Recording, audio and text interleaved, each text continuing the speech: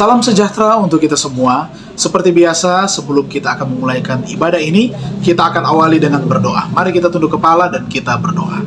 Bapa dalam kerajaan surga, Bapa yang kami sembah siang dan malam, kami bersyukur untuk kesempatan yang indah pada jam saat ini. Kami siap lagi untuk belajar firman Tuhan.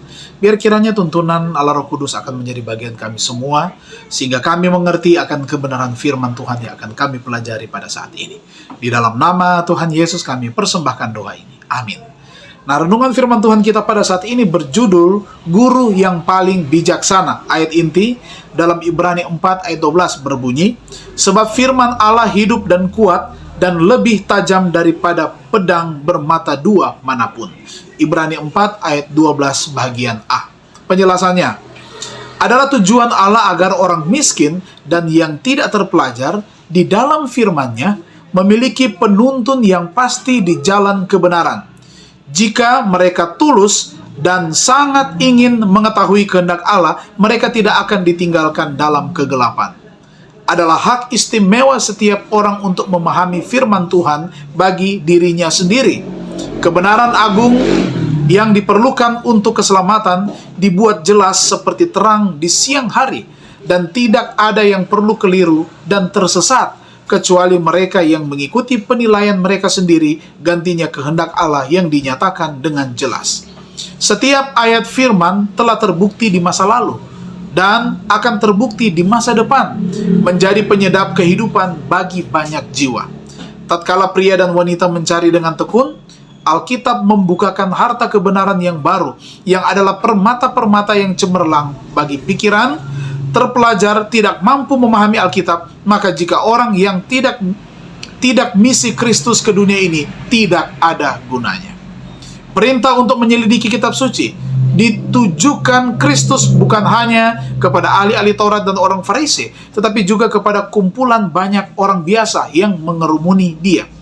Jika Alkitab tidak dapat dipahami oleh setiap golongan kelas manusia, entah mereka kaya atau miskin, apa perlunya perintah juru selamat untuk menyelidiki kitab suci itu? Apa manfaatnya menyelidiki sesuatu yang tidak pernah bisa dipahami? Apa konsistensi dari perintah ini jika penyelidikan kitab suci tidak membantu menyingkirkan awan gelap kesalahan atau menuntun kepada pemahaman akan kehendak Allah yang dinyatakan? Biarlah setiap orang yang telah diberkati dengan kemampuan nalar mengambil Alkitab dan menyelidiki setiap halaman-halamannya, agar mereka dapat memahami kehendak Allah bagi diri mereka sendiri. Dalam buku ini, petunjuk ilahi diberikan kepada semua orang. Alkitab ditujukan kepada semua orang, kepada setiap kelas masyarakat, kepada mereka dari setiap lingkungan di setiap zaman. Setiap orang harus membaca Alkitab bagi dirinya sendiri. Jangan bergantung pada pendeta untuk membacakannya bagimu. Alkitab adalah firman Tuhan untuk engkau, dan Kristus telah membuat firman ini sebegitu jelasnya, sehingga dalam membacanya tidak seorang pun perlu salah paham. Biarlah setiap penghuni rumah yang rendah hati membaca dan memahami firman yang diberikan oleh guru yang paling bijaksana yang pernah dikenal dunia, dan di antara raja-raja, gubernur, dan negarawan tidak ada yang lebih besar dari dia. Mari kita renungkan lebih dalam. Bagaimanakah mempelajari Alkitab mengubah pikiran saya? Mari kita tunduk kepala dan kita berdoa.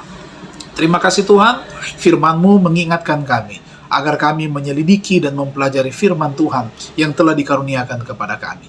Tuntunan kuasa Roh Kudus akan menjadi bagian kami, sehingga kami mencintai untuk mempelajari kebenaran firman-Mu.